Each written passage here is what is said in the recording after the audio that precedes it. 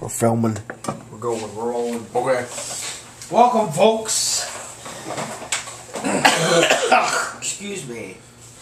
I'm experiencing some technical difficulties. We'll get into that a little bit later. Yeah. This is the last film of the season of 31 Days of Horror. Alright, let's try that one again. Look, it'd make this a little more clear.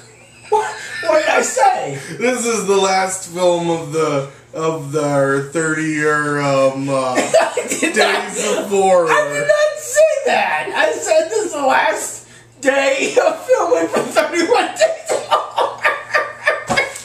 You're full of nonsense. I am hooked upon cough drops. I can attest to that. So our landlady says, she said, don't take too many of those, you'll get all loopy. Oh, loopy on cough drops. Apparently if you eat so many of the cough drops, you get loopy. So, by the way, I am experiencing a cold or some kind of thing, and we've dubbed the noble tapir, which this is a tapir. Yes. Notice the resemblance. Here, I'll hold it so you can see.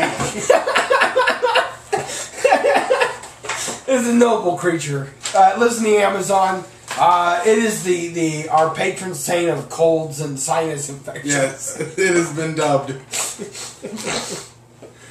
Anyway, we finished up our 31 Days of Horror finally. And it only took us something like 50 days. 53 days Yeah. is what it took us. Because it's now the 22nd or 23rd, 56 days. It took a while. Anyway, yeah, long time. This last segment will be about 4 movies what we covered. Yeah, and which will put us actually at 32. Yeah. But, good. Oh, yeah. Sam, we forgot Santa's line. We'll do that last. Okay, separately. Because we can do it separately. I always thought it was really good. I had it too. You want to do it separately? We'll do that one separately. We'll do it. We're going to finish up our 31 Days of Horror, and then we're going to do our first of the next series, which will be posted. Which happens to breach both genres. Yeah, it's a nice Christmas between horror movie. Yeah, thing. but it won't be up and posted until December 1st. Yeah. That was a good one. Excuse David. Thank you. Excuse him. His manners are lacking. So our first movie, we're gonna go from worst to best of what we've watched recently. So our first movie, and this will be movie number 29. I don't even know where to start with this one. Isn't it? No, this is 28. I have so many, The Human Centipede. so many problems with this movie. Number one, it's not bad because it got a 1. I'll give you that right now. It's not bad for me personally. It's not bad because bad acting, which it wasn't all that bad. The filming wasn't bad. Cinematography wasn't bad. The bad point was, and I expect a certain something out of my mad scientist. I really do. I expect them to know their stuff. And this guy, his theories were not sound. It just doesn't work the way he wanted it to work. He had this huge diagram, and you expect a little bit more, and then it's just like... Yeah, it's just these second-grade drawings. And I'm like, no. It doesn't work like that. On what planet? It's just it was infuriating. It really was. I have another beef to pick with this movie. What was yours? I have a bone to pick because I have a beef with this movie. There you go. There you go. IFC, the Independent Film Channel, produces probably the worst movies, the trashiest movies that we have available to watch on the Netflix Instant Queue. I mean, it makes some crappy shit. I'll put it right there. It makes some shit. I understand that they're trying to be all edgy and do something different, but you know, when your different doesn't work, or it only appeals to people who are sick and twisted and want to watch shit like Human Centipede. No offense, but it was rightfully disturbing. It wasn't enjoyable. It was like, this is morally wrong. I mean, who writes this shit? Honestly, it was awful. As you can tell, we have serious issues with this movie, and it was like, and I have issues with IFC. I mean, we banned IFC. We've banned them. They're off the list. No more movies from us. So without dwelling too much on that, we move on. It was just bad. We won't go into the premise because it's not fit for anyone to hear, and so we're gonna move on. I just know there's a whole genre of movie that I personally just don't approve of. Right. And this tops the bill for me personally. This doesn't top the bill for me, but this is way up there. And that genre? Some of the other stuff. Yeah. Really, it doesn't? This is like the epitome for me. It may just be personal stuff, but it's just like, this is it, man. It's rightfully like just... Okay, another movie that would be in this genre for me would be a movie like Hostel. Yeah. Or pretty much anything by Eli Roth. Yeah. I don't approve of the way he tells his stories. I think it's cheap. I think it's belittling to the audience. Very true. Very well put, Dave. Very well put. I do not approve of the way they make movies. So don't watch Human Centipede. That one's off the list. No more IFC. Then we went on to... we found a whole slew or group of Yeti or Sasquatch or Bigfoot movies. Yeah, if you will. If you will. Some mountainous creature, ape creature. Yes. We watched a movie called The Capture of Bigfoot, which was... like a snow cone? Oh, don't worry, they'll live in. But... you know, depending on where the monster is from, I myself enjoy stories and stuff. I mean, it's not like I'm a hardcore believer and conspiracy theorist about Bigfoot. I enjoy the genre a lot. I mean, I don't technically believe that there is a Bigfoot, but it's fun to hypothesize. You know, maybe there is. You know, I take the Fox Mulder approach in that It's fun because I want to believe that there are things out there that we don't understand. Right. Anyway. Like aliens and like Bigfoot and like the Chupacabra. Yeah. Chupacabra. Chupacabra. That's a great episode. Anyway, Bigfoot. Big, white, hairy creature. I would name him a Yeti. I call him a mountain Yeti. This particular... Sad, I disagree. He's white. His fur is white. Mm-hmm. He's a Yeti. Yetis are white. Bigfoots are brown. I have no response to that. It's a big hairy creature. It's an ape-like man. Yeah, it's a big guy. Yeah. It's like a Chewbacca. Basically, yeah, it's like a Wookiee. Walking through the forest. A white Wookiee. It's the albino Wookiee. The great white Wookiee. The great white Wookiee. That was pretty good. Anyway, we didn't finish it. Not because it was enjoyable. We just had other stuff to do and move on. You know, and it was like the 70s movie shot on a camcorder. Yeah. So I think we ended up giving it what I want, a 2. Yeah, I get it 2. Yeah. Because I would have finished it. Yeah. Having absolutely nothing else to do, I would have watched it. It wouldn't have been turned off. Yeah, exactly. So from there we moved on to a rather serious movie called The Shining. Yes. Stanley Kubrick's vision of Stephen King's The Shining. A lot to say about this movie. I'll try to sum it up. Me personally, I'll try to sum it up. Number 1, I appreciate Stanley Kubrick for what he does for the industry, for the art of filmmaking. He's good at the way he does things. Personally, I don't care for his filmmaking. Not that it's bad, I just don't like the way that he does things. This particular movie, number 1, that's number 1. Number 2, a Stephen King book made into a movie has never been good, except for there are a few instances. There are a few instances where that happens. And they're basically all by Frank Darabont. Yeah.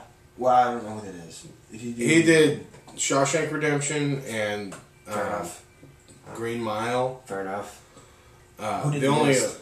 That was a good one too. I can't remember who did The Mist, but that's my other. The new Mist, not the old Mist. 1408. Yeah, well, that's Stephen King that I really like, and The Mist would be my 4. And the rest of it's kind of. And you know, if you know Stephen King's library that has been made for TV or made for movies, they all suck ass. Well, because it's basically all the horror, and he never.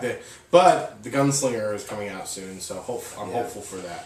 This movie in itself, a good movie. It was just. I think the book would have been better, like most cases. Yeah. I think the book would have been more enjoyable. So, fair enough. I have never read it, so I'll put my 2 cents in for this movie.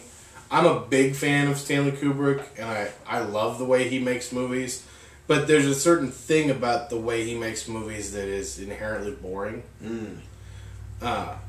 Which is always a big downer when you're watching, because for me, it's always like I get all this high. I allow myself temporary amnesia when getting ready to watch a Stanley Kubrick movie like I forget that it's going to be a Stanley Kubrick movie, and I get all excited because I really like his movies, and then I watch it, and it's always a disappointment. Yeah. Because it can never live up in my mind to it's like it's a Stephen King, and it's a Stanley Kubrick, and it just honestly, if you said Stephen King and Stanley Kubrick in the same sentence, I'm like, fuck yeah, let's do this thing. I mean, it's awesome, let's go. And then it turns out it's just like it's very slow moving. Yeah, a lot of character, a lot of character development, which is great. Which is what some modern movies lack is character development. You just don't have it. But things like story. Things like story. Nice. Inside joke. Big Lebowski. Take it a watch. Anyway, I can't believe we haven't done that yet. We haven't done that. Big Lebowski. We did my favorite movie. What's that? We did Lawrence. We'll have to do Big Lebowski. Anyway, yeah, appreciate it. And it's interesting. I've seen several Stanley Kubrick films that are Stanley Kubrick films. They're just, you have to be prepared for it. You really do. Yeah. And if you're not, you're like, what? And this was in an era of Stanley Kubrick when I think he was a little bit past his golden age, because this one was in the 80s, and I really think he hit it in the 70s, because he had Clockwork Orange and Lolita and The Killing and all his really early stuff. I like a lot more than his later stuff, with the one exception of Barry Lyndon. Yeah. And that's an 80s that I feel like is more of a throwback to his earlier stuff, like Spartacus. I've never seen it. I will say this. We rarely ever speak on the topic of technology, but I will... Pardon me. I will say, this was what, 1973? Shining? Oh, yeah, it was early 70s. 73, 75 or something like that. I don't know a specific date, but we got it on Blu-ray, and it sounded fantastic. It was like it was brand new. And it's the way he did, because he originally was a cinematographer. His shots have a lot to do with that. I mean, we've talked together when we get stuff on Blu-ray. It's not always like whoop-de-doo. It's like, what the hell? It's on Blu-ray. So what? But it's very seldom that companies take advantage of the quality that Blu-ray can handle, and directors that had shot in that. Yeah. He not necessarily such a wide lens and brought in so much light and color that they couldn't really capture his whole vision at the time. Right. Not really with that in mind, but what they've done with the technology up to this point, it's been really impressive. I mean, some movies, it's a rarity that some movies capture all the things that a director wants to do. And if any movies really deserve the treatment of the enhancement for Blu-ray, because he was such a visual director, his really deserve a watch just based on his eye for what looks good. Yeah, even though technically, I enjoyed it, but for the reason, 2 minutes left, the reason I enjoyed it was because of the visuals. I mean, the way that it was shot, just the movie making in itself. I mean, and it's great to see a director who does not work within the bounds of the technology at the time. They work outside that, and then the technology makes the movie what it is for the time.